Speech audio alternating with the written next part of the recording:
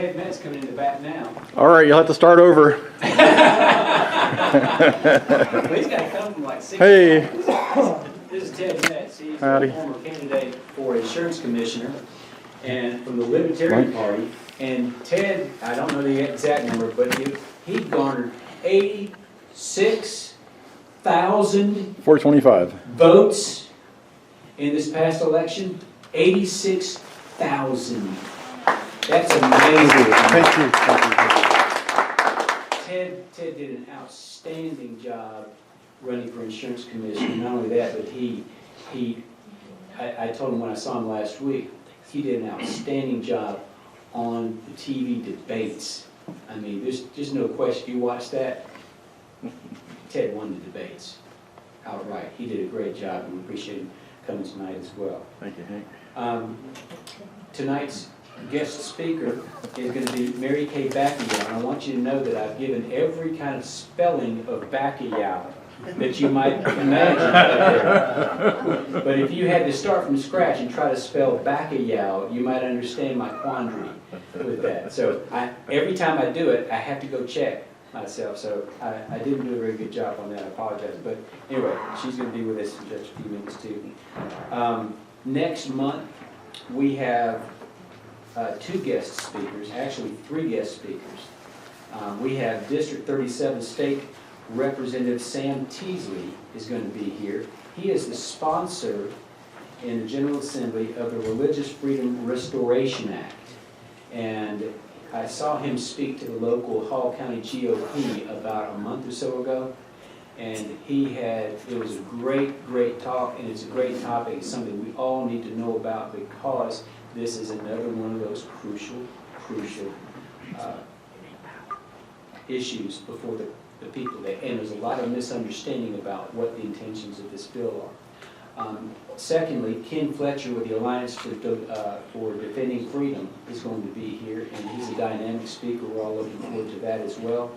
And then we have Mr. Derrick, who's also going to be here next month. So we appreciate everybody, and I hope you'll pass the word out there because next month's going to be a really fantastic meeting.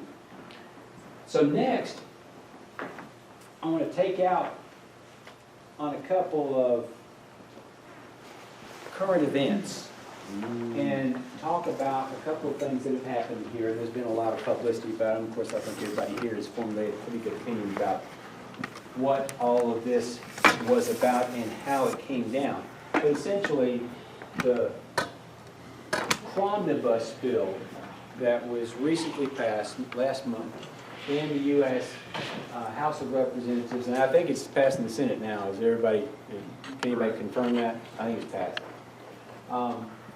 It funded illegal and unconstitutional activity. Now, I'm thinking back on my parents and what they would have imagined of today's world. And I can't conceive of what they would have even thought when our president proposes something that's illegal and unconstitutional, bold, and our Congress funds it outright. Other things it does is it removes, this is something that people don't really fully understand, I don't think, but it removes the Dodd-Frank restrictions and prohibitions against bailing out Wall Street banks and makes the next banker bailout simply a matter of administrative policy by bureaucrats who write banking regulations. In other words, because of what's written in this bill, there will not be a TARP next time. And there will be a next time. It will be a bureaucrat writing a regulation, probably before it happens, that will initiate the bailout of these banks. It's a little bit more involved than what I'm saying there, but this is the upshot of all of that. So, and the silly thing about it, if you think it is so silly to imagine that this is how they do this. What happens when this goes down is the United States of America, or the United States government, funded, will put the people in debt to the banks. They will borrow new currency printed out of the air. It'll momentarily reside in the coffers of the United States Treasury. just long enough for us to sign the document that says that we are now in debt for that amount, and then we're going to hand it back to the banks. Brand new currency issued by the banks to us, we go in debt to the banks and then give them the money back. That's what a bailout is. There are other egregious features to this bill as well, such as Obamacare and funding it, but at least it's a law. It's not just funding something that the president says he's going to do that's illegal and unconstitutional. Something people, this has not been in the news much either, but the week before that happened, we also had the Intelligence Authorization Act of 2015. And in that act, they have declared that any electronic communication that leaves your computer can be gathered up by the United States government, and it can be stored. It shall not be retained in excess of 5 years. What does that mean on the converse? The covered communication may be retained up to 5 years without probable cause and or any reason whatsoever. Now, this is another one of those things just hard to imagine. But this is what it says. The covered communication means any non-public telephone or electronic communication, your online backup. Just imagine, do you use an online backup service? If you're a business, you've practically got to. Well, your online backup is being sifted, is being collected by the U.S. government and stored. Communication acquired without the consent of, this is what the bill says, without the consent of the person who is a party to the communication, includes communications in electronic storage. That's your online backup right there. So anything on your computer that goes up. There goes the Fourth Amendment. That's my next point. You're a step ahead of me. Now, so that raises the question, when we say something is unconstitutional, what does that really mean? Well, I went to Bouvier's Law Dictionary. It says, that which is contrary to the Constitution. Okay, let's go to definition number 2. When an act of the legislature is repugnant or contrary to the Constitution, it is, by virtue of its existence, ipso facto, void. That means it doesn't even have to be adjudicated. It's void because it defies the Constitution. It doesn't have to go to the Supreme Court. It doesn't matter what their opinion is. It's void because it is repugnant or contrary to the Constitution. Boy, that opens up a lot of doors here. So here it is. Article 4 of the amendment, the Fourth Amendment of the Constitution says the right of the people to be secure in their persons, their houses, papers, and effects. What are your effects? Those are those things that you do all day long. The things that are effectual from the things that you do. Against unreasonable searches and seizures shall not be violated. No warrant shall be issued except upon probable cause, and supported by oath or affirmation, and particularly describing the place to be searched and the persons or things to be seized. Now, they're seizing this information electronically, and they're drawing a distinction, saying, well, this is electronic communication. You're voluntarily giving this information out into the web. No, we're giving it to a local place. It's like I voluntarily take my laundry to the dry cleaner. I didn't just take it out into the economy. No, I have an agreement with the web, with the online backup. I have an agreement with the person I send my communication to. That's what this is. So obviously, unconstitutional means the Cromnibus bill. We're funding things that are unconstitutional and illegal. That's unconstitutional. Unconstitutional means H.R. 4861, the Intelligence Authorization Act of 2015, Section 309 that we just looked at. Unconstitutional does not mean, however, that the government does not have the power to perpetrate unconstitutional acts. So, in the Constitution, the word power is used a lot. It said that judicial power shall extend to the Supreme Court. They talk about the powers.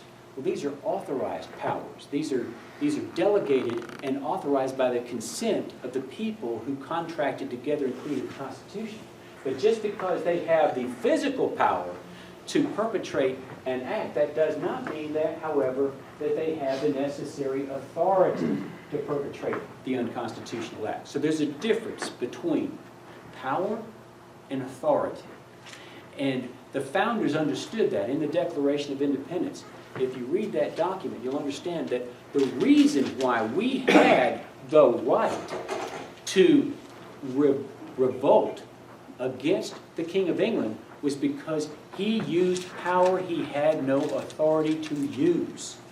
So they draw the distinction, and even though they don't say this verbatim, this is what you've got to infer from the document of the Declaration of Independence. The founder's definition, the authoritative use of the power of government, is the defining description of the term tyranny or despotism. When the government uses authority that uses powers it has no authority to use. Well, how many times a day is that happening? Well, that's where we are.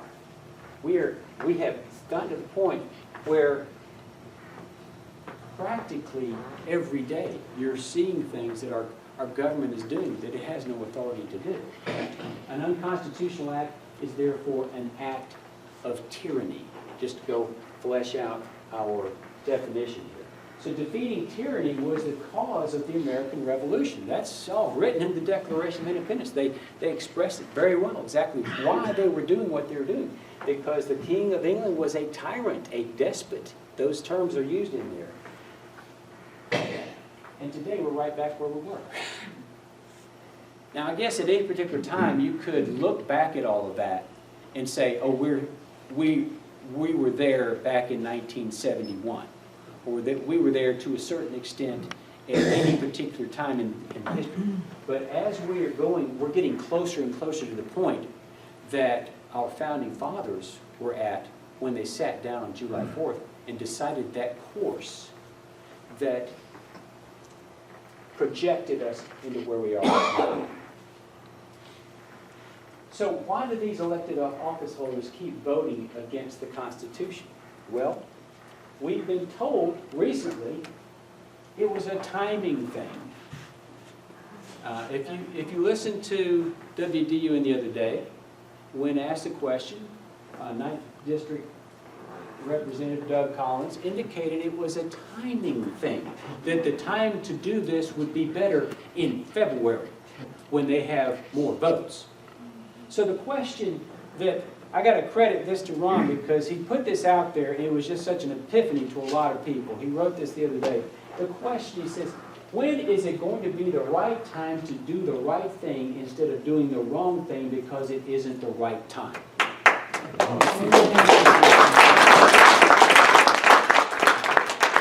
mean, that is the question. Whether there is a time for us to do the wrong thing, anticipating a better time to do the right thing. Obviously, there's problems with that. Abraham Lincoln wrote in a letter when he was asked to speak to a group on commemorating Thomas Jefferson's birthday. He was talking about Thomas Jefferson and what Thomas Jefferson, the worth of what he did for this country. And he used these terms. He said the principles of the Declaration of Independence are applicable to all men and all times. So there's not a time, according to Lincoln, and I think he's probably pretty respected opinion on that, for us not to do the right thing. We always have to do the right thing. You never do the wrong thing anticipating a better time to do the right thing. Because then, what happens when you get there? You lost the opportunity. Oh gosh, this didn't work out like I thought. I should have voted against it back at that time. So what can we be done to enforce the Constitution on the branches of the U.S. government? I have some suggestions here. First of all, the states are the parties to the constitutional contract. The states created the federal government. Therefore, the states are above the federal government. The states have that authority to enforce the constitutional contract on the federal government because the federal government is a product of that contract. So the state possesses authority to sue the federal government in the Supreme Court. Okay? We're going to sue you. You're going to have to respect the Constitution, and here's a list of things that we think that you've done that are against the Constitution. The states can nullify unconstitutional acts by the U.S. government and disregard them. You think I'm wrong? Well, if you're the party to a contract, and the contract is not being executed according to its terms, you have the right to nullify it. You have the right to declare that constitution, that contract null and void for those reasons. The states, being the parties to the contract, have this authority. The states can vacate and disregard any opinion of the Supreme Court that is unconstitutional. Whoa. Now, you may not believe it, but the reason why the states have the authority over the Supreme Court is because the Supreme Court is a product of the constitutional contract. There's no part of the constitutional contract that the states do not have authority over. And so, just because the Supreme Court renders an opinion, notice they're always opinions. They're not decisions, they're just opinions. Well, everybody has an opinion. Well, if the Supreme Court itself denies the Constitution and overrides what the Constitution plainly states, we don't have to obey that. I know this is kind of crazy talk, but that's just the way it is.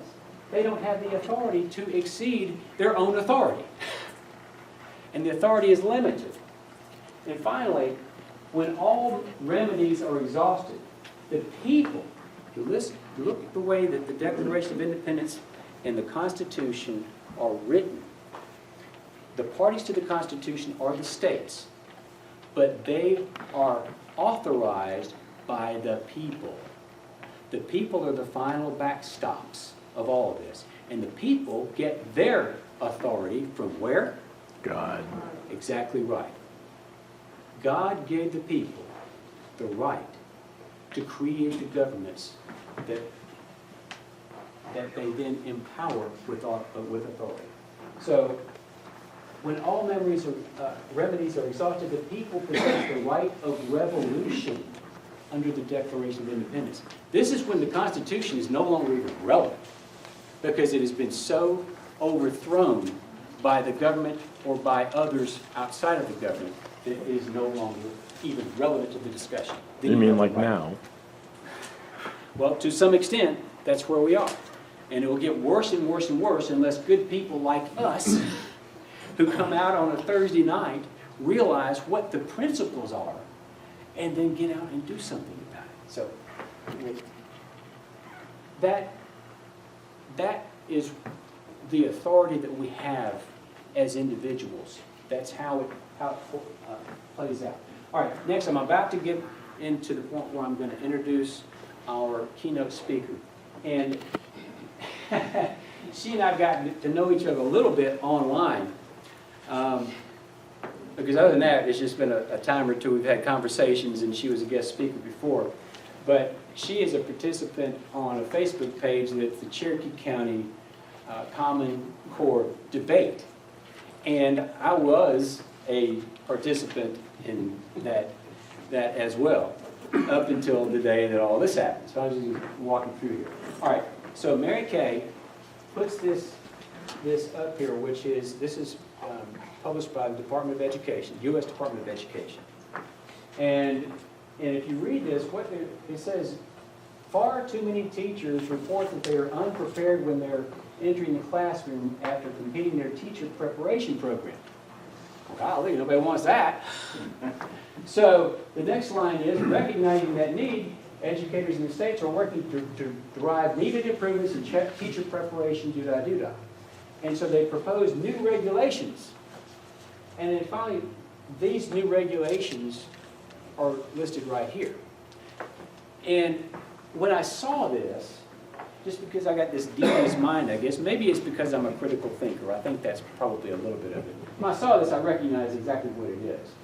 This is a form of propaganda. They're selling you something. Now, sometimes selling you something is not a bad idea. You need to know things that you can use, and if someone has some information there to sell you. But this is being sold by the Department of Education in order to fulfill an agenda. And I want to show you how they're doing that. They're using a propaganda technique. It's called the Hegelian dialectic. It's problem, reaction, solution. They're selling you this program of centralized preparation for teachers. They tell you, we have a problem. Ever have anybody call you up on the phone and say, man, we got a problem? You're like, oh gosh, I hate that. I hate it when people tell me that. Because you don't know what it is. You're like, golly, but you're already sold that you have a problem. But then, so you have a reaction to that. I don't want this problem. There must be a solution to this problem because I've been informed I have a problem. So the reaction is, recognizing the need, then we have taken steps. Here, I'm glad somebody's doing something about this. And then finally, we have a solution. The solution to the problem is that we're going to take all teacher preparation and we're going to centralize the control of it into one little room. And the people in that room are going to dictate terms to the preparation of teachers in the entire country. That's what this is. This is salesmanship. This is you see it all day long, every day, and every one of us has been propagandized to some degree, whether you're just watching TV and it's a commercial. We've all been propagandized. And I'm going to show you something. If you're as old as I am, I didn't used to think I was that old, but if you're as old as I am, you might recognize this commercial. And just to show you that you've been propagandized since day one.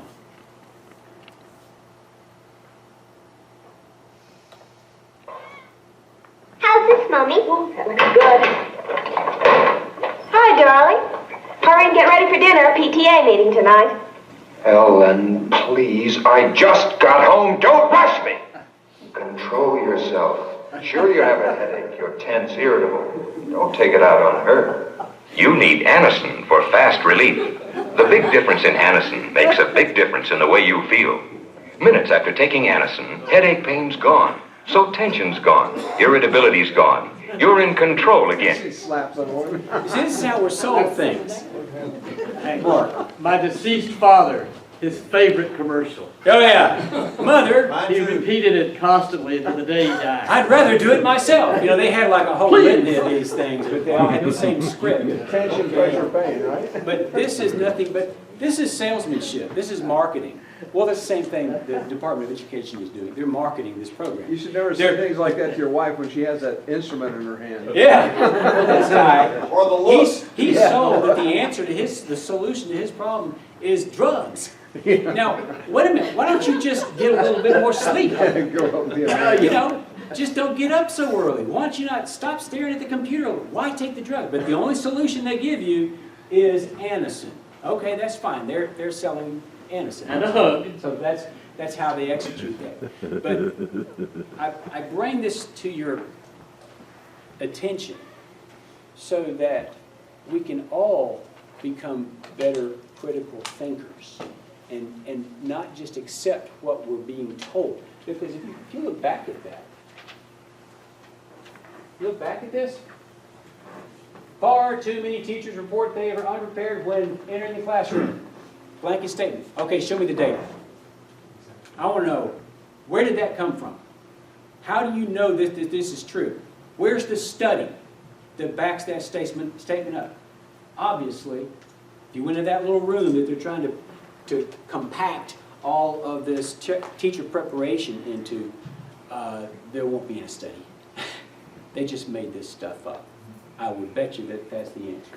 So that is So the answer, are you propagandized? Of course you are. Everyone is propagandized to a certain degree. There's just no question about that. It's just a matter of trying to recognize it and remember and recognize when it's harmful propaganda. I mean, Anderson's great, you know, and yeah, I get a headache, I'll take something for it and all that, and it's helpful to know what you can take that's going to help you with that. So anyway, that is the extent of my remarks tonight. I appreciate you indulging me on that. So now I would like to introduce our keynote speaker. And this lady is one of the most qualified people to speak on this subject that I can even imagine. She's been teaching for over 25 years. She's a math, science, and technology professor at Mercer University. She has earned her doctorate in education from Florida Atlantic University.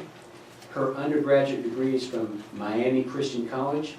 Dr. Mary Kay is certified in early childhood education, math, kindergarten through 12, science, kindergarten through 12, and educational leadership, kindergarten through 12. She's a frequent presenter at state and national math and science technology conference.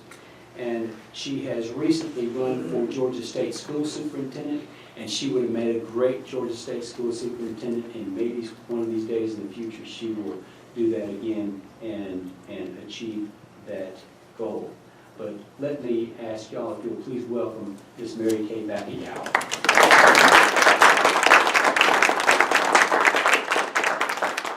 When you start talking, I'm going to get you rigged up here.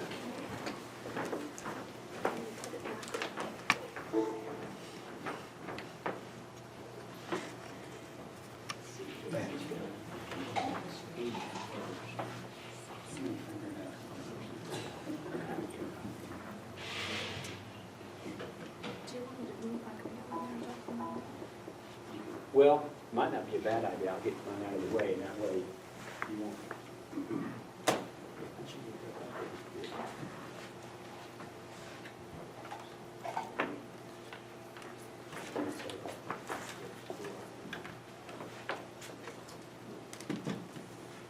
Don't trip over anything. Okay, no worries. Should I use the microphone? I know this is the advanced group. Oh, you already put it up there. Wow, that's quick.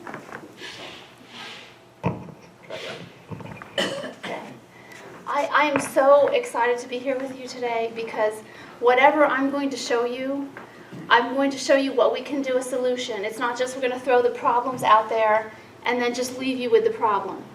So maybe that's the sales pitch. There you go. We're going to have the solution. And here's our website, Educational Freedom Coalition. And as we go through, if you have questions, please feel free to ask questions as we go, because there's really so much to cover in this topic. How does a magic trick work? If someone wants to do a magic trick over here, they're going to distract your attention over here. And then they're going to do whatever they want over here while you're looking this way. That's exactly what happened the last legislative session. Because we had a Common Core withdrawal bill that wasn't really a Common Core withdrawal bill. It really got us deeper into Common Core. And at the same time, other bills just floated right through. Things were voted on, things were passed, and people weren't really paying attention to what was going on. This time, we're paying attention to what's going on. We're not going to let anyone do a magic trick on us and distract us with something and then do something on the side. How did we lose our academic independence here in Georgia? Through waivers, grants, state legislation, certification, accreditation, charters, and teacher preparation. All of these things have caused us to lose our academic freedom. And there are things we can do right now to stop the progress. So we need to look at what legislation has passed and what hasn't, and we need to stop the things that are out there that they tried to do last time, which they weren't successful in doing. Make sure that doesn't happen. And there will be new legislation coming through that will surprise you. And you'll think, wow, I didn't even see this coming. But now we're going to see it coming. We're going to read everything that comes through. We're going to know what they're trying to pass, and we're going to stand up and try and stop it. First, I want to talk about certification, and I'm going to show you my teaching certificate that I used to have. I used to have this teaching certificate with 26 years of experience. It's at the T7 level, the L7 level. It's a teacher leader certification. Now, I'm going to show you the codes that they used to have for certification. It was pretty clear and simple. Teaching, service, leadership, teacher specialist, and then there were different kinds. You had a life certificate, a clear renewable, and now I'm going to show you the new certificate. I just got my new certificate. Things have changed on the certificate without any legislative authority. All of the Professional Standards Commission people, they're all appointed by the governor, every single last one of them. Notice it says SRT, and then down there is some fine print. Look at all of these different levels of certification. There are at least 4 levels of certification. When you're a pre-service teacher, you go through induction, and you have to go through all of those levels to get to an in-service teacher. When you're an in-service teacher, I, with 25 years, am not at the highest level. And I'll show you the fine print on the certificate. I don't have a T7, L7 anymore. I have an SRT certificate, which means I've completed all the requirements for certification in Georgia, but I don't have the highest level because I have not met the performance-based component, the experience component. So with 26 years, I don't have enough experience because I'm not part of the state system. The state evaluation system was made in part by Charlotte Danielson, who was the author of the implementation of the outcome-based education handbook. So it's failed practices of the past. Now, how did this get voted on? How did all of this evaluation system get voted on? Well, Republicans are going to be drawn into this because they want accountability. And they say, yes, we want accountability. We want teacher evaluation. We want them to be accountable. But they didn't know that it was going to be outcomes-based education that the teachers were going to be accountable to. It was going to be the Common Core standards that they were going to be accountable to. So right now, there is a statewide evaluation system for all teachers. And what they're going to do this next legislative session is they're going to try and pass legislation that connects these levels, these different levels of certification, to tie into the evaluation system that is based on Common Core to pay. So the pay is not going to be based on higher degree levels. Now someone might say, well, if someone has a higher degree, that doesn't mean they're going to be a better teacher. They could say that, and they're going to use that kind of wedge to make it so that it's based on performance. Oh, we want everything to be based on performance, but who's calling the shots about what the performance is? It's going to be the outcome-based education, the Common Core, the Obama people. Now I'm going to show you a picture of a book. I took a picture of this book. It's a 4th grade book in Georgia. And here is what it reads on the inside of the cover. It says, the National Governors Association Center for Best Practices and the Council of Chief State School Officers are the sole owners and developers of the Common Core state standards. That's legal language inside the copyright of a book. And where is it coming from? Triumph Learning, Madison Avenue, New York, New York. Everything that we're doing here in Georgia is based on the Common Core. And so much of what they've already implemented does not have legislative authority, and I'm going to show you why it doesn't have legislative authority. This is Georgia code that we are supposed to follow, that the proposed changes to the curriculum should be reviewed by the local school systems and the General Assembly. So have the local school systems and the General Assembly reviewed the curriculum? No. They haven't had an opportunity. I was on a school board, a school board member. We weren't given an opportunity. What about the General Assembly? Have the members of the General Assembly reviewed the curriculum, the standards? No, they haven't. So that's not being followed. Now, what happened was, with the distraction of the Common Core withdrawal bill, we had this House Bill 897. It passed the House. Every single person, every single Republican voted for it. I tried to speak up against it. I tried to tell everybody. I didn't get the message out. But the senators knew, on the Senate side, there were senators who knew what was wrong with 897. But on the last day of the session, they voted on it 4 times. And on the 4th time, it passed the Senate. It was very disappointing, but it's not law because the governor didn't sign it, and it didn't. If you guys are legislators, so help me with the language on that. He vetoed it, I guess. He vetoed it? Did he veto it, or just let it? It didn't go to conference. Okay, so it Can you died. explain to that? It died? Okay. How could it be, because I can ask you this, how could it be that both the House and Senate voted for it, but it died? Tell me about that. Well, if it didn't go to conference committee, there was no agreement with the Senate, no agreement with the House, so they couldn't agree, so the conference committee did not meet to sign off on it. So what you're saying is that it was 2 different bills, and the language didn't Yes, yeah. align? They couldn't agree. Is that what you're saying? They couldn't agree They on the couldn't language? agree on it. Okay, thank you for that clarification. I have here a visual of these 2 bills. This was the Common Core withdrawal bill, Senate Bill 167, supposedly.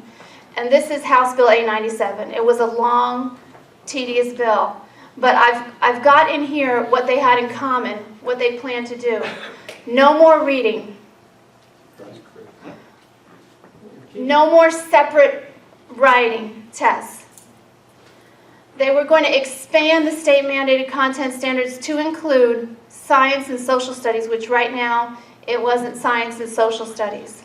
It was still criterion referenced assessments, which is binds us to Common Core, and authority to an appointed state board of education. In 897, I'm going to show you all of these other things in 897 which are very dangerous, which we cannot let anything like 897 pass again. I'm going to talk about the difference between standards and curriculum. Way back when I got my doctorate in education, we had a whole course just on curriculum. It was a little bit boring because it's one step removed from the actual learning because you've got a course about the course. Anyway, the definition of curriculum was has a scope and sequence. Standards have a scope and sequence. There is no real difference, operational difference between standards and curriculum. They're both defined the same way. The reason why they came up with the word standards is because they needed to have another word because they knew that it was illegal to have a national curriculum, so then they had to call it standards. Now I'm going to show you the details of House Bill 897. Notice everything that was crossed out of the rights that we did have. Here it said that the student should be provided opportunities at the discretion of the student and the student's parents to master. That was gone. There was no discretion of the student or the student's parents. This is going to be a top-down curriculum. And also the word sequence was taken out because the sequence must be Common Core. Notice we also have the removing the graduation test. The reason why they don't need the graduation test, or they don't want to have the graduation test, is because everyone's going to go a different route with these career clusters, and some students aren't going to get as much academic preparation as other students, and they don't want people to see that. Notice the inclusion in this bill of science and social studies, where we didn't have science and social studies in it before. And no more tests for reading or writing. What No does more. that, excuse me, what does that mean? No more separate tests? Does that mean? Okay, right now we have a Georgia Milestones test. They're talking about it, but they don't have legislative authority to have the Georgia Milestones test, even though they signed a $107 million contract with McGraw-Hill, the owners of the Common Core, to run the test. This is the same test that is with Park and Smarter Balance. It's all the same testing company. They all have the same, buy and sell the same test with each other. So we don't have the legislative authority to do this, but they're doing it. They're preparing for it anyway. They signed the contract anyway without the legislative authority. So this next legislative session, they're going to try and go back and pass this. So we have to stop it. You have a question? Well, one item on there that I know they're doing in Atlanta schools already is they're not teaching spelling from the 3rd grade up. Right. Okay. That's exactly right, because it is all called English Language Arts. So there is no separate reading. And they're supposedly doing reading in the science, in So the it's all math, lumped in the together. social studies. Which, what they have done now, if you are a special education student, the computer will read the test to you. So you don't have to know how to read to take the test. They're not testing reading anymore. Okay. Okay, also in this bill, you can't have a local waiver from the state mandated tests. The state board dictates all assessments for the special education students. There are no alternate assessments for special education students. Virtual learning, the virtual school will charge tuition. What this legislation does is it makes it so that the local school system has to pay for the virtual learning, but they have absolutely no authority over it. And virtual school providers do not have to be approved. This used to be in the legislation where you have to at least have some experience doing virtual learning. They have to look at your success rates, look at the quality of your teachers, all kinds of things that you have to look at. All of that, the safeguards for online learning, just eliminated in this bill. But what was added? All these safeguards eliminated, student-teacher ratios. Just make sure you do the content standards. The only provider is going to be just one. The people who own the copyright of those content standards. And you saw that earlier, who owns that. The people of Georgia have no say, absolutely no say, no ownership, and no input.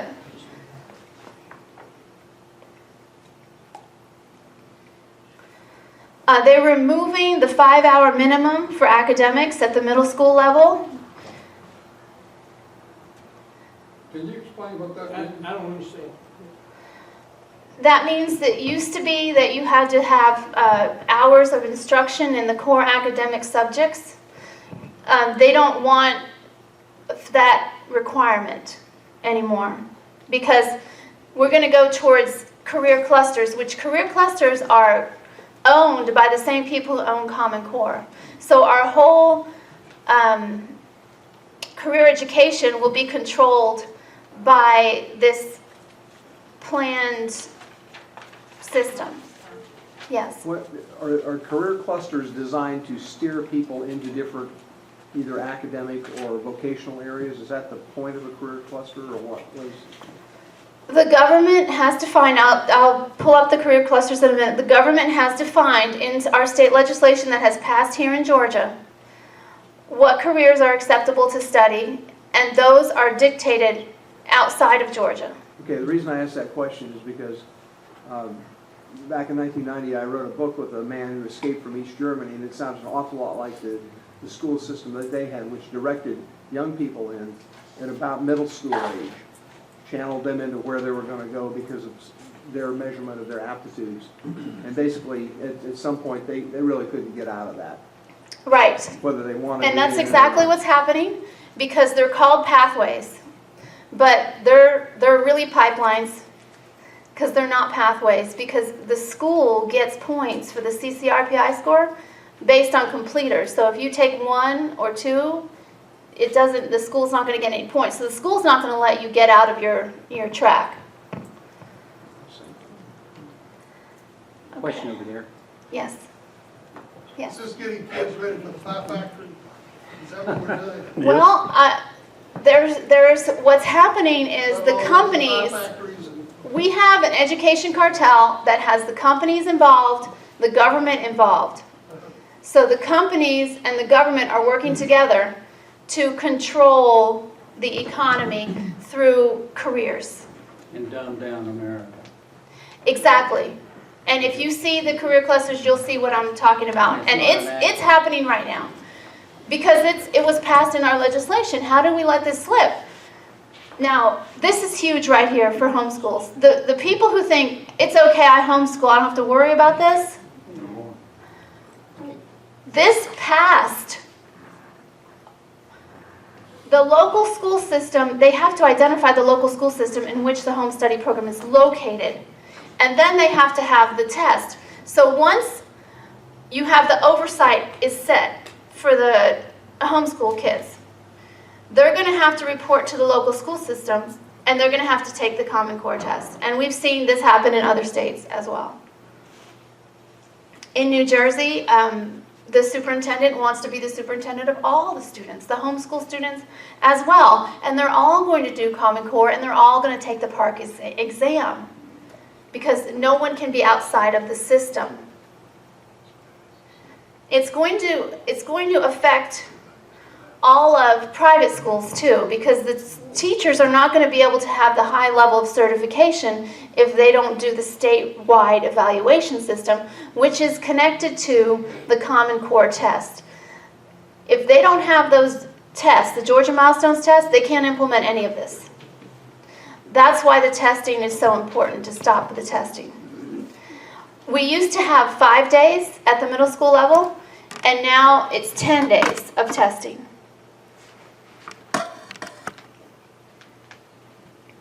All this is happening without legislative authority. We're supposed to have reading, writing, and math tests. We're not supposed to have reading integrated. We're not supposed to have writing integrated. So why is this happening? Now I'm going to talk to you about the student growth percentiles. I have a handout about this. This is a huge problem. The student growth percentiles are not an accurate measure of student growth. It's propaganda, because it's not growth. What it is it lines up all the kids one year and says, you know, you came in at the 25th percentile, you came at the 50 or the 75 on the Common Core based test. The next year, what percentile do you come out on? If you're still at the same percentile you were, then that's no growth. If you raised, then that's growth. Do you see how even if everybody fails the test, people will still show growth? That's right. Even if everybody advances 3 years, it will still be, some people will not show growth, even if everybody did grow. So the word is not appropriate. If you want to measure growth, you'll measure reading level, math level, writing level. You won't just line everybody up and compare. Well, so, you know, Johnny passes Joey, but does that mean that he's doing better in academics? No, it just means that he's doing better on the government test, which is restrictive and lower level and based on Common Core. And then the teachers are going to be rated the same way. Oh, they already are being rated the same way. So basically that took down your credentials and that new license you have, is that right? Yes. Okay. But that just happened without any legislative input to that. the whole new levels of certification. And they're trying it out in Georgia because they tried out Common Core in Georgia with the integrated math. They tried it out here before they actually went nationwide with it. And when they went nationwide, they realized, hey, maybe we shouldn't do integrated math. So the other states were able to choose not to do integrated math. Are they still doing integrated math here? Yes, but the new revisions have discrete math, but it's still Common Core. Can you explain what that means? Discrete math Discrete. is when you have a whole year of algebra and then a whole year of geometry instead of coordinate algebra and analytic geometry. But it's still Common Core. Can you explain to me what Socrative is? Socrative, S-C-R-A-T-I-V-E, in a school. My grandson he's learning by Socrative at the Roswell High School. They just moved down here this past year from Scranton, Pennsylvania. And he said that they're in the Socrative program there. And I looked it up in no, not Socrates. I know who he is, but it's that called the Socrative program. And I haven't heard about that. and I looked it up in early on Cole's book, and it said that they ask questions of the child to see where his thought processes are, like politically maybe, in their home environment, and then they gradually switch the child over to the program that the Common Core wants them to be. And he said they do their homework on his cell phone. Okay, you know what? That is what they're doing right now is a model of teaching. And the model of teaching is called explicit instruction. And you have to do this model of teaching if you want to have an evaluation that's satisfactory within the public school system. First, you do direct instruction. Then you do modeling. Then you do the student interaction with each other. They don't get to actually think until the very last part. Now that's the way people indoctrinate people. First they teach, then they show, then they have them discuss, and the group says, oh yes, the teacher is right. And then at the end, they can have a little time to think. If teachers aren't using that, they're not passing their evaluations. So if a teacher wants to ask a question first and let the students think about that question first before they actually show them things, that is not acceptable. Okay, now I need to tell you about Lexiles. Yes, sir? How much of the Common Core is already implemented in our school systems? It's completely Common Core. It is document-based questions in social studies. It is the next generation science standards. It is the career clusters. It is English language arts. It is math. It's completely. How long has that been in place? We've started this year with the document-based questions based on the social studies that is Common Core, and the next generation science standards started this year because everyone has been told that they're going to be taking the GMAS test, which is based on Common Core in all of these areas. But I need to tell you about Lexiles because I discovered something about Lexiles. Do you remember we used to have reading levels? Grade level equivalents to reading? Here's what a Lexile does. And the reason why I know this is because I graphed it. A Lexile has more points at the lower spectrum. It is an exponential graph so that you get less points for higher levels of reading. So when you get from 9th to 12th grade, you're getting fewer points in your Lexile score. But when you're at those early levels, kindergarten through 3rd, you're getting, almost double, triple points for your Lexile. So it's skewing the data that's being collected on reading levels to make people think that students are achieving higher reading levels. It's a deceptive measure. When they get to 1,100 points, they're only in 9th grade. When they get to 11th grade, they're getting 1,200 points. There's only a 100-point difference in there between 2 grade levels, but down at the early grades, there's a 100-point difference, and it's between a half a grade level or 1 grade level. So they're making you think with 1100 that your 9th graders reading on 11th grade level, but they're not. They're reading on a 9th grade level. And even the reading level is a measure that is a comparison measure of all of everybody's reading levels. So it is not to your school's advantage to bring you up to 12th grade level because you're not going to get that many points for it. Yes. Can I throw something in? Yes. When I was growing up and in school, it wasn't just reading, it was reading and comprehension. Because you can read something and not understand what it is that you've written. And so we're talking about the Common Core. For me, it's just a push to centralize what they started with the Department of Education and Jimmy Carter, but it was not centralized. And so what we have now, and just to give you an example, I could make a post about what Obama unilaterally did, bypassing Congress, because earlier you were talking about how things got changed without any legislative action. Obama bypassing Congress and effectively lifting the embargo, so I'm making a post about that. But everybody commenting jumped to, oh yeah, well they should allow trade. The post wasn't about trade. We have a generation of folk who have an inability to comprehend an issue. They can't see the forest for the individual tree. And you know, I helped you and spoke on behalf of folk going against Common Core. I was out there with you, yet people still voted for Nathan Deal. Okay, you understand?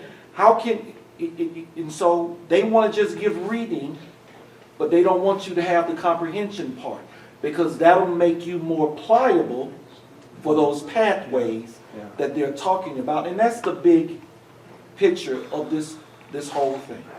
If you can't comprehend, if you have no critical thinking skills, we don't have to depend on corporate-backed media to move the masses to either door that leads to the same direction, the loss of liberty and freedom. So that's my 2 cents. It is clearly an attack on reading. And reading is that one independent thought that you can have because you can read whatever you want to read. And I have a friend who escaped from Cuba, and she said, you know, education there was at a very high level. You could read, but you can only read what they told you to read. You couldn't read what you wanted to read. Here, reading is being attacked.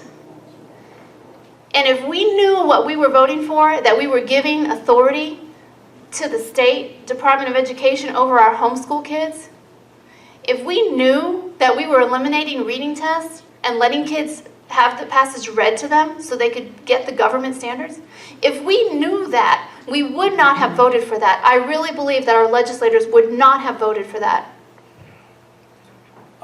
Well, I think the legislators know exactly what they're doing.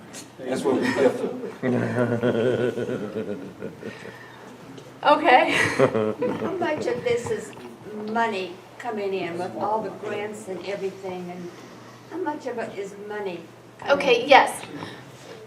Through grants, we got the grants and we changed our whole legislation to reflect those grants. We got the waivers and we changed our whole legislation to reflect the waivers. Now the grants are gone. Now the waivers aren't needed, but we still have this legislation and we need to get rid of it. And this Lexile is a commercial measure, and it is not even valid because they take the first page of the book and they get the reading level based on the first page of the book. They don't even look past the first page, and they say, well, you're ready to read this book based on your Lexile level because we looked at the first page. It's designed to compromise the best students. Whole program. It clearly is. And I wouldn't have known this about the Lexile if I hadn't graphed it myself. Because no one's talking about this. Nobody, I don't know if people know it, but I feel a burden that I know this. I have to tell people. Because people need to know that reading is under attack.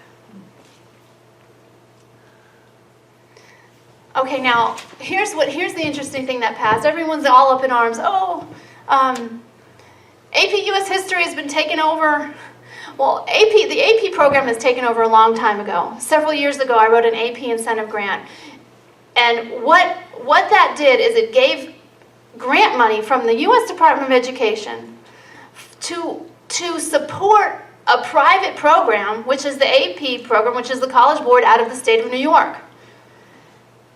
Do we really want the state of New York taking all of our advanced kids and telling all our advanced kids what they need to know? So we were all up in arms and said, oh, we can't have this. But then if you look at the legislation, we passed House Bill 131. House Bill 131 made it so that we're using our HOPE grant money from the lottery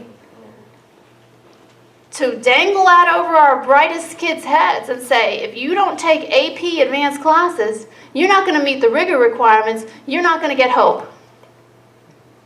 That's education cartel. That's what that is. That's the government and the corporations deciding what our kids learn. Fascism. Fascism. That's what it is. So it's interesting that the only courses that kids can take in the state of Georgia for English and history are advanced placement for the rigor requirements. So it doesn't matter about math and science, but if you want to control someone's mind, you control what they read in their English class and what they learn about history. What is the IB program? I mean, maybe you just said it and I didn't. The IB is the International Baccalaureate Program. It's an arm, the arm of UNESCO runs the International Baccalaureate Program. United Nations. Yeah, right. Geneva, Switzerland. Yes. So they can, now this is in our state legislation. How did this get in our state legislation? Somebody has some really high-powered lobbyists, high-paid lobbyists, who are developing all those relationships and getting in there and calling the shots. And everyone's just going along with it. But now we're going to tell them that we're not going to go along with this, so we don't want them to go along with this either. Because my daughter is in AP US History right now. My daughter is in 11th grade. She's taking AP US History. Are they teaching any history in the class? She hears me complain. She tries not to tell me what's going on in her class. Last year, she took AP World History, and she came home with document-based questions that emphasized, de-emphasized Christianity, de-emphasized America. It's like the National Enquirer of everything America has done wrong. Has she run across anything about being taught the 5 pillars of Islam?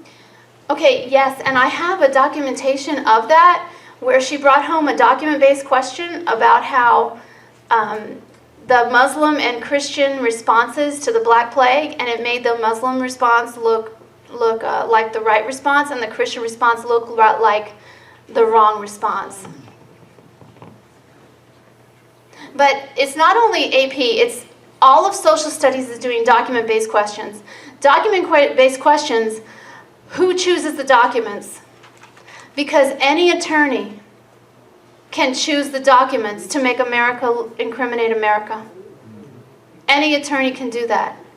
They can make America look like the greatest nation on earth, or they can make it look like the worst one. And guess who's choosing those documents?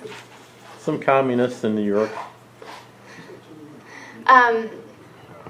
David Coleman went to England to meet Sir Michael Barber, who did this same thing in England, because he was a Rhodes Scholar, and learned from him how to make the change irreversible. Because I talked to teachers, oh, why are you still fighting Common Core? That battle's over. You can't do anything about that now. It's done. We're doing it. Okay, this is from a 4th grade book. Notice it's a Pearson book. Of course, Pearson rules the educational world, and 3% of Pearson is owned by Libya. Libya. This says Japanese immigrants did not find an easy life when they came to America. When they arrived, they had to take any jobs they could. The plantations in Hawaii had plenty of work, but did not allow the Japanese people very much freedom. The Japanese settlers in California found other problems. Harmful rumors were spread about them, and soon the U.S. government passed laws that would not allow as many Japanese immigrants into the country. Then when the nation of Japan became an enemy in World War II, the U.S. imprisoned many innocent Japanese immigrants in internment camps. It took the Japanese immigrants a long time to live the life they had dreamed of living. 4th grade. Is there anywhere in there where it says that those laws violated our Constitution? Does it mention our Constitution? No. Kids don't know that we have a Constitution that trumps those laws. They don't know that because they're just reading about the bad things. Of course, the next generation science standards are owned by Achieve, the same company. Now, we can't let it get personal and say it's about a person or it's about this person or that person, because everybody is a puppet. If they're not standing up for freedom, they're a puppet. They're a puppet of somebody, they want something, and that's why they're doing this. So this is one major puppet player here.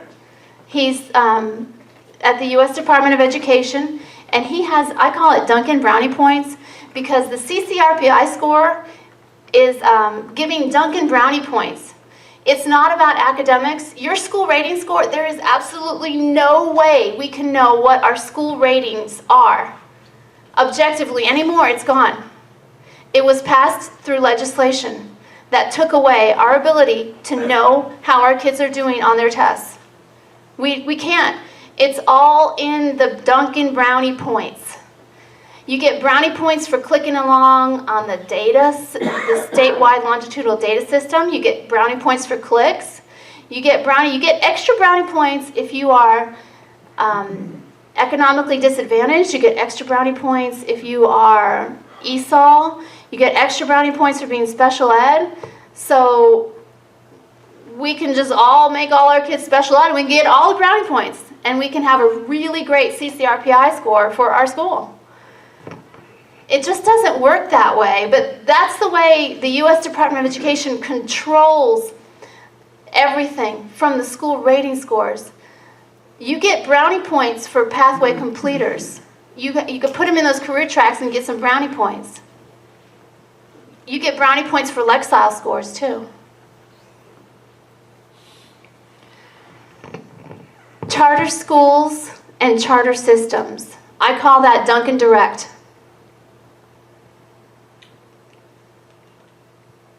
There's no local authority. There's no state authority. This only Duncan Direct. If you go into charter schools nowadays, you're going to see fidelity to the implementation of the U.S. Department of Education's agendas.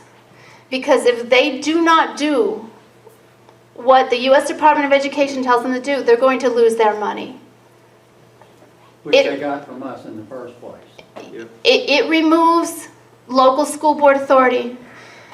State authorities bypass. There's not one person in this state who's making any decision about any test or any standard. They want to say lipstick on a pig with these new changes, the little changes that they made. That's just a facade. School board members are a facade. They're not. I was a school board member, I know. House Bill 84 silenced us. We couldn't have free speech because once our board voted on something like Common Core, after that, you would have an ethics violation if you spoke out against it. Pre-service teachers are also taken over. Teacher ed has been taken over by Pearson. Pearson owns teacher ed. The governor appoints through the Board of Regents. The governor appoints the Board of Regents. The Board of Regents has decided that all the state-run educational agencies will have accreditation through CAPE. CAPE was taken over by the same education cartel. And they came to do their accreditation. They went to Valdosta State, and they said, Valdosta State, nobody's passing this accreditation because we don't like your assessments. Because your assessments aren't outcome-based education assessments. So all the teacher preparation programs in the state have heard about this. And they don't know how to prepare for their accreditation visit because it's a joint accreditation visit with the PSC and with CAPE. And CAPE used to have Georgia people on it. But once they got in there, they all got swept away and all these other people, unknown people, came and took over CAPE.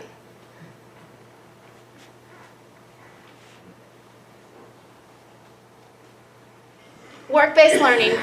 What happened with work-based learning, House Bill 766, was they took out the provision that our students would be paid for doing work as part of work-based learning. We used to have a provision that students be paid. So here we're going to have, you as a parent are going to send your child to school, you're going to make them do a career cluster, they're going to make them do work-based learning, they're not going to be paid, and the taxpayers are going to supply the overseers to the work-based learning. Who benefits? The companies that are supporting this. Free labor. So Kia has a, what is that called? A school? A work program? No. The new place where they're having all the career clusters at? Technical school? Yes, but they have a special name for it. Do you all know what that is? STEM or one of those? Oh. I know what you're talking about. Quick Start? Is it Quick Start? That's what most of them use. It'll come to me. It'll come to me. They may have their own Quick Start. I'm sorry, it just slipped my mind what it is. We are going to be paying for laborers, for companies to have free labor. That is worse than slavery, because with slavery, at least they pay for your expenses, right? At least they pay for your food and your clothes and your house. But here, the parents are going to be paying for the food, the clothes, and the house, and the companies are going to get the free labor and the free overseers. Charles Gregory was the only one who voted against this. Do you know what happened to Charles Gregory? Certainly do. His check wasn't in the mail? Bert Reeves happened to try. Well, he didn't get reelected. I guess somebody raised some money and got him out.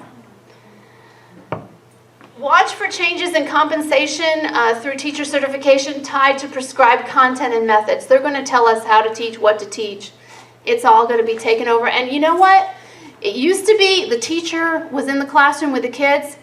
And in communist countries, you always send two together, right? You can't have one by themselves. And that's the way it's becoming in education. Because they're raising the class sizes, they're saying class size waivers, they're putting tons of kids in the class, and they're putting all of these extra people in there, other teachers pushing in, so that no teacher is ever alone, so that everyone's watching everybody else to make sure they're doing the Common Core standards. Are those the master teachers? Well, if you are a master teacher, I call that a taskmaster, because we have lots of funding for taskmasters who come in and oversee the implementation of this whole regime. And those are well funded through, Title I and through all this race to the top, people to come in and oversee all of this. Well, Obama put up $93 billion to select teachers across the United States to be master teachers and go school to school to see what they were teaching. Yes, and before we used to have a national board certification. Pearson owns the national board certification model, and that model was purchased so that all of teacher preparation would use that same model, where they have to do this style of teaching that I'm talking to you about. Right. So the instructional coaches are really the taskmasters. Mandated online learning for all students.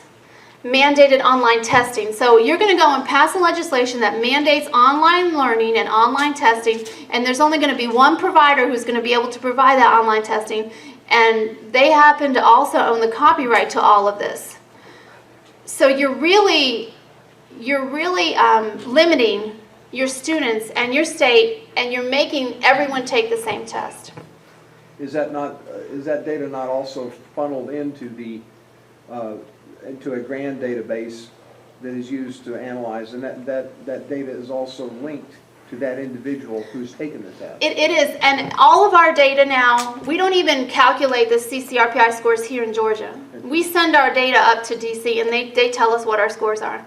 So our school rating is done in DC. It's not done here. Yes? How does that affect the special programs that they have in all the high schools today? As far as like the GISA program, some of these different programs that they've set up, how do these standards affect those programs? Which they're for the children who have a higher level of understanding. Are they still being governed by the same rules, and how does that affect them on an overall? I think that's the biggest drawback with Common Core, is that in any given grade level, the test will be the same for all students. So it doesn't matter. if you're an advanced student... There's a perception that we have a lot of very good educational systems in our school systems here in Wakama. Mm-hmm. But if everything is Common Core, and everybody has to follow the same law, the same rule, Mm-hmm. those educational systems are going to fail Mm-hmm. to advance them. It's supposed to put them so that they're ready for college, that they're going into a higher level. But you're saying that they, by all rights, they have to follow the same rule. Yeah, everybody takes the same test. Mm-hmm. And the test is not over multiple grade bands. It's just at one grade level, and that is what is dictated by the government. What they're doing at every grade level is dictated by the government. So implied in that is that if everybody's going to take the same test, everybody has to study the same material. Exactly. And that feeds all of the people into the same pipe. Yes. Because they're all taught that version of the truth. Critical thinking is minimized. Right. And they're all, at some point, put in a box or put in a channel and steered down that channel to Right. vocational activity or academic careers or what have you. Is that a fair statement? Yes. That's what's happening. East Germany. Mm-hmm. Communist East Germany. I've got documents on that. Our Georgia Virtual Online School is all Pearson Gates. As in Bill Gates. Yes, Pearson Gates. Pearson Microsoft.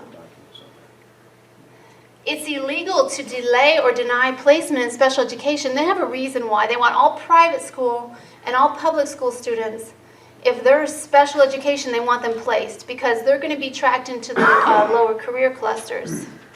And you read the test to them.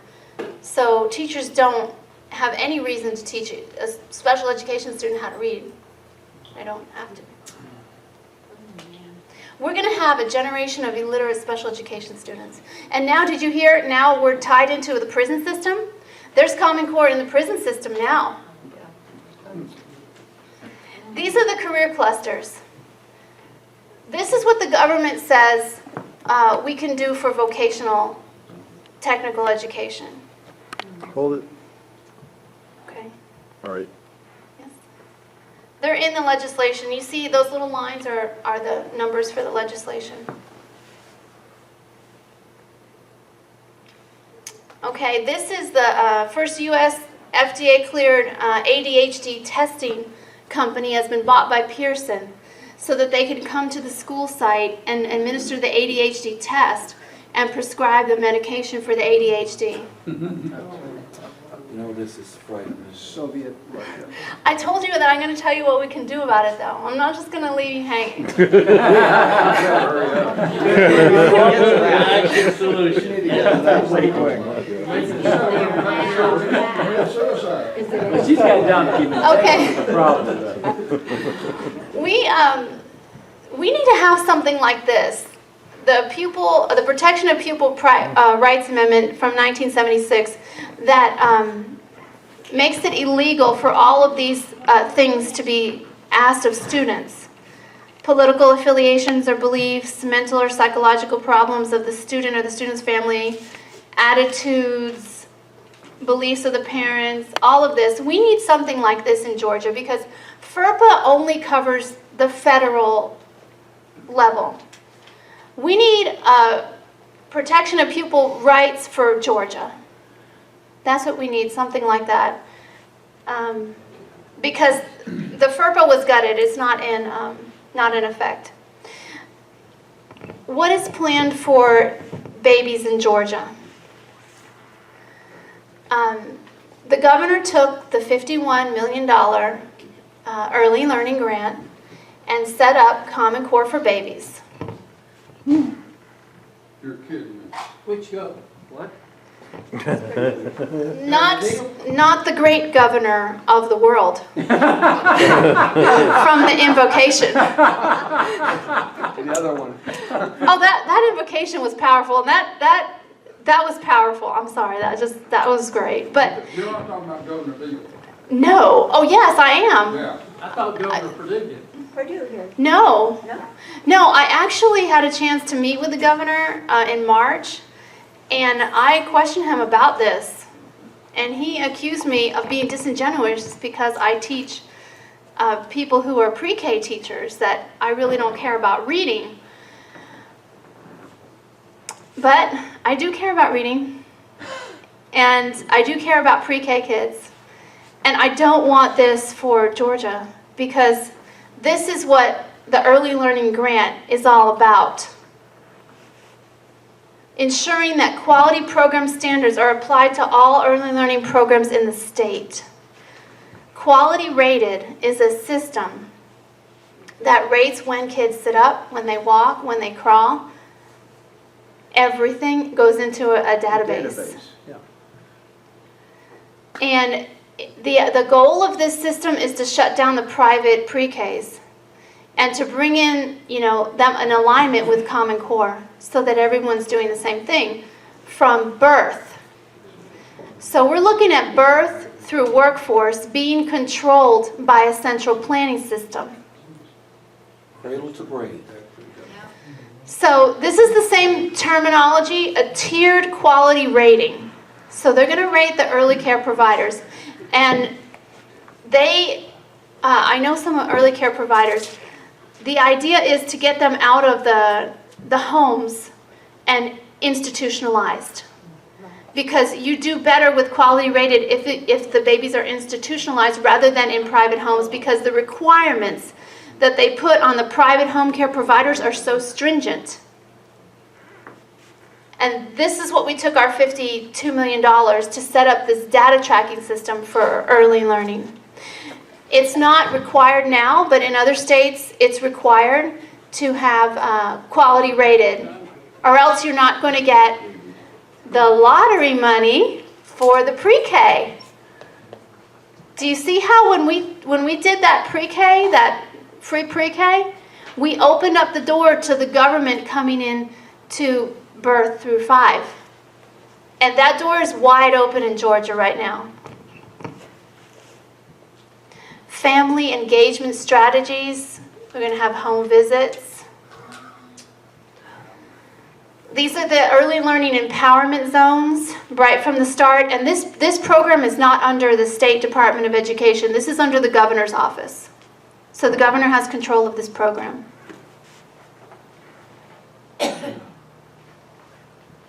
Okay, we talked about pre-K, we talked about K-12, we talked about clusters, and now we're going to talk about higher ed, because stuck into the Obamacare, we had a change in the student loan program.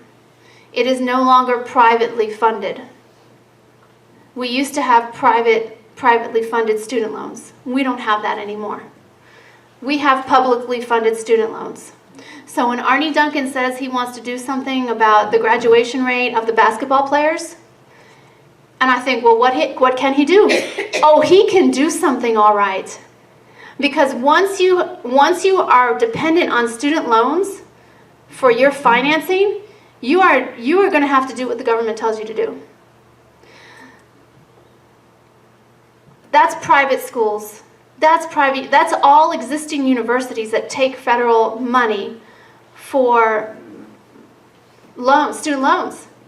That's virtual. That's a virtual takeover of all of higher education through the student loan programs. So we're looking for some new colleges to start up, not dependent on federal financial aid and loans. Still there on Liberty. The only truly free colleges not controlled by the government. Okay, so what are we going to do?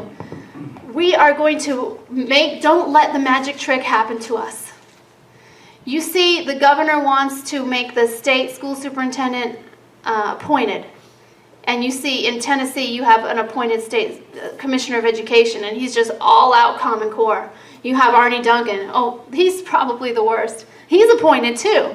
So we don't want to have an appointed state school superintendent. But we don't want the fight against that to distract us from what's going on behind the scenes when they try and pass all of these other bills. We need an elected state board of education. We need an elected board of regents. We need an elected state school superintendent. We need an elected local school superintendent, because now we have 3 of our superintendents in Georgia going up to meet with Arnie Duncan to get an award to talk about digital learning. And they're appointed, and they're governed by the PSC. They lose their certification from the PSC. They cannot be superintendents, so they cannot speak out against Common Core. We need to shut down the data collection because that is what is really going to drive this whole system. So last year I tried to opt my daughter out. She was in 7th grade, and I went to the school and I said, "You're really testing her on 5th grade material because Common Core math is really 5th grade and 7th grade. I don't want her taking the test." They gave it to her anyway. Parents don't have authority. I didn't have authority, and I was on the school board. Oh, there's the opt-out movement to just not let your kids take the test, to not get in the data system. But I don't know how much that's really going to do, because I tried that and that didn't work. Okay, so how do we get our academic independence? We need to do state legislation. Make sure anything that comes through, we don't pass anything in state legislation this session that we don't really see every single line and understand it. And try and repeal the things that are already passed. We don't really need to worry about the waivers because the U.S. Department of Education, the No Child Left Behind expired in 2007, and so we don't really have to go according to that. We don't need to get any more grants, because what they did is they gave us the grants and then they took over everything, and now the grants are gone. We need to make sure that we have our own accreditation agency, that we don't abdicate our authority to the accreditation agency, because it is taken over by the Common Core people. Certification, we need to make sure that we can get our certification back and make it a simple, you're certified or you're not. Not this 4-tiered system that's going to be associated with Common Core. We need to make sure that we speak out against charters. And I wrote my dissertation on school choice. I am 100% in 1996, 100% for school choice. But look at what happened with the mortgage meltdown. The Democrats and the Republicans came together because they both got something out of it. The Republicans were getting all these loans. The Democrats were getting, loans for people who could never get loans before, and it had caused a big problem. That's what's going to happen with charters. The Republicans want to free up the monopoly, which I don't think we should have a monopoly. I think we should free up the monopoly, but we're moving away from one monopoly and jumping into a worse monopoly, when we do charters, because we've eliminated the local control that has made our education system in the United States the most successful in the world from the beginning, which is local control of education. Parents, teachers, local community members deciding what goes on in their schools. Question? Yes. Is it fair to say that as this Common Core agenda advances, that the parent discretion and ability to affect the course of their child's education will approach zero? Oh, it's already Okay. zero. It's already zero. The only thing they need the parents So, for there's is to no- send the kids to school. They're not even allowed in the school without a background check. What's the point of a parent-teacher association or a parent-teacher organization? It's pointless. It is a pointless exercise. It's is just it to not? get money.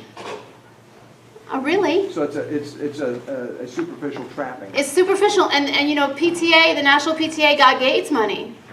So, they're all on board with Common Core. Gates has a lot of money. He got it from his last monopoly. He's trying to set up another one. We need to stop it. We need to say no to charters, and that's gonna be the biggest battle we have to fight right now, saying no to charters and still being for school choice and not wanting a monopoly, but real school choice, authentic school choice, not fake choice that they put out there with charters. It's just a diversion. Once all these schools are charters, we've lost complete control of everything because there is no local board. And parents can't go to local boards because the charters are privately run. Okay, teacher preparation, we want to make sure that we don't give up authority of the teacher preparation programs to the U.S. government either.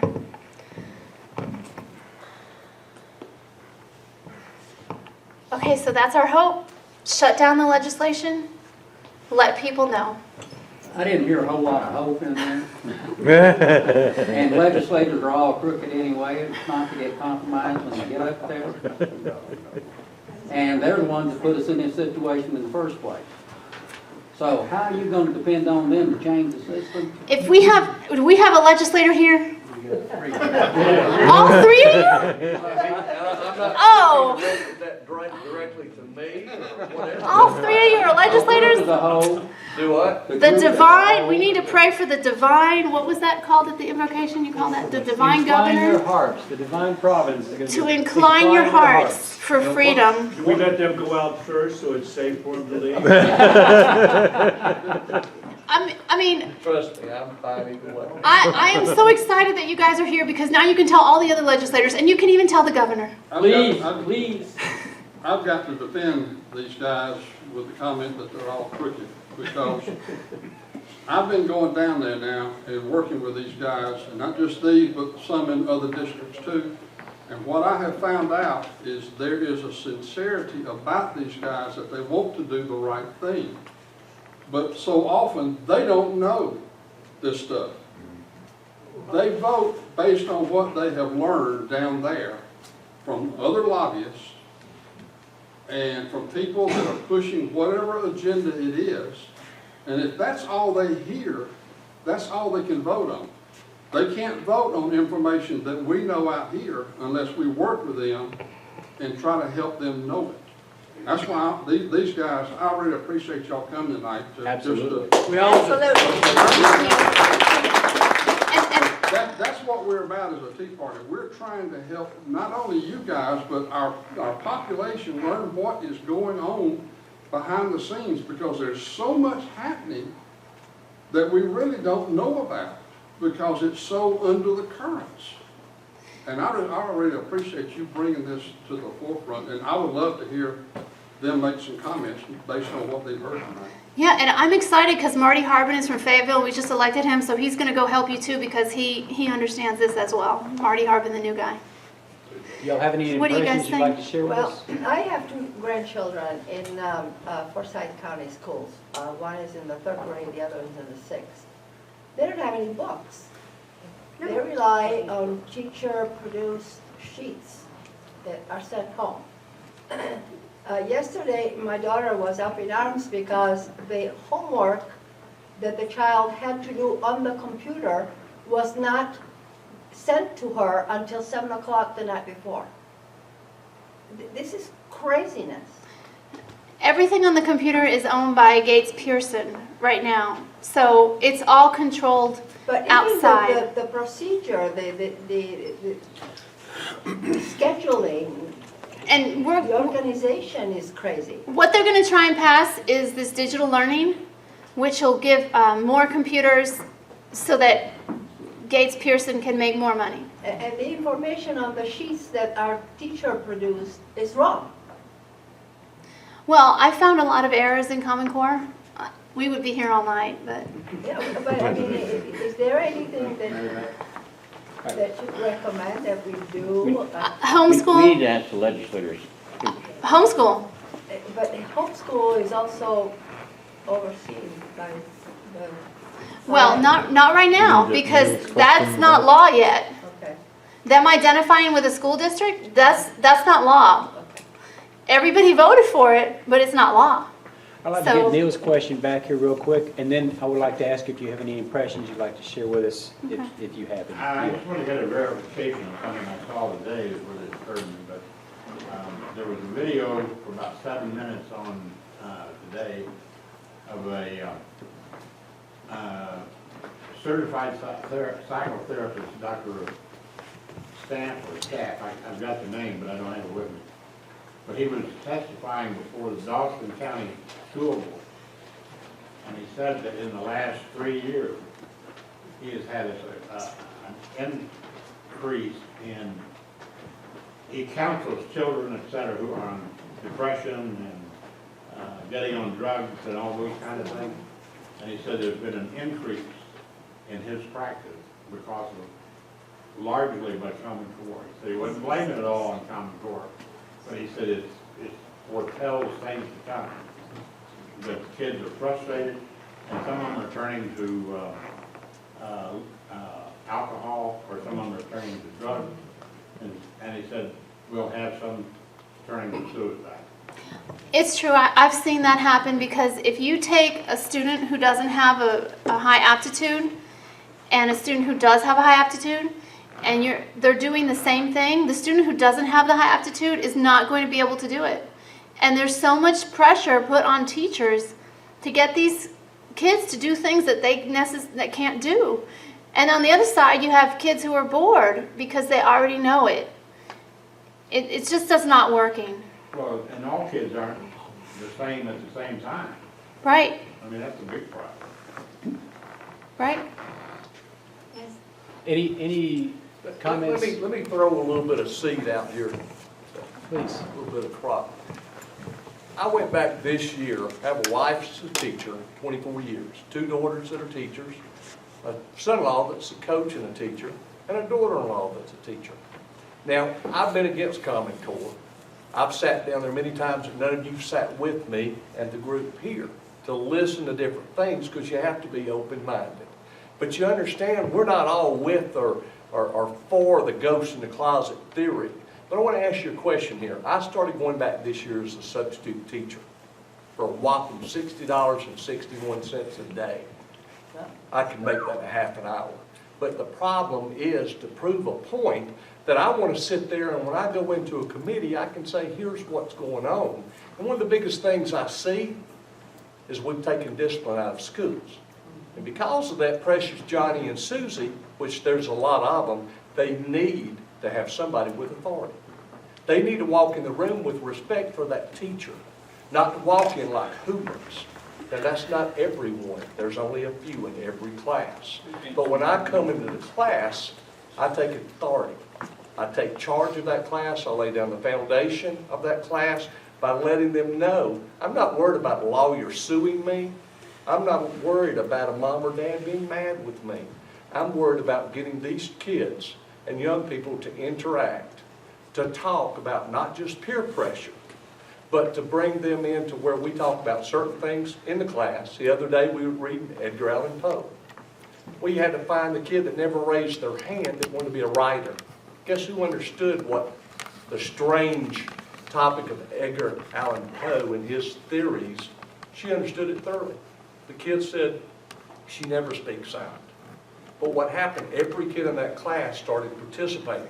But when you talk to them, half of them's parents are on drugs.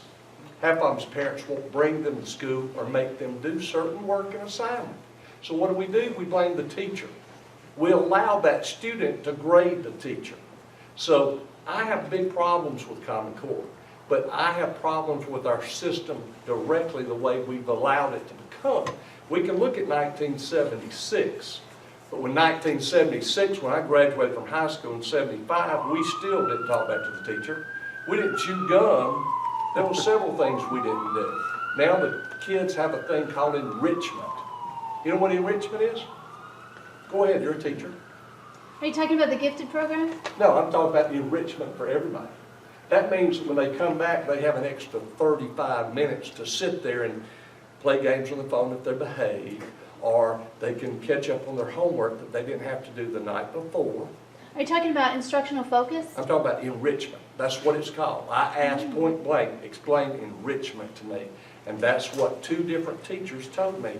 It's to allow them a little free time. Well, they've got free time after school. They've got free time on weekends. So there's so many things in our program of public education that's not good. But there's a lot of good with the teachers when you see certain teachers that do take and step forward to teach the class, and there's kids that participate, and you realize real quick as I come in as a substitute teacher, the ones that when you tell them here's what we do, they do their work. I'm really impressed with what you said, that you're a substitute. And you know what, going back to the legislation that was passed gives the school a star rating. And it's really part of this whole system of CCRPI and brownie points and Common Core. And so your students will go in, if you were a teacher there, and rate you, whether they like you, whether you have... I've already asked questions on that. What do you think about this teacher? You know what? So you already see how that is. It's I'm taking asking for me, it's taking not to for anybody else. say, okay, not only do you have to get these kids to do this test, which may be impossible for some, now you have to get them to like you at the same time, and you have to discipline them. And so your school climate rating is based on whether your parents like you and your students like you. So that is a star. You can be a star school that way, but it's not based on academics at all. And that was passed in our state legislature based on our Race to the Top program, Which is a federal. where we just lined up with federal. And so we just need to cut loose from all of that and say local control. Discipline is a huge issue. The big issue. Huge issue, because there are some kids who actually count more than other kids in terms of their achievement. And so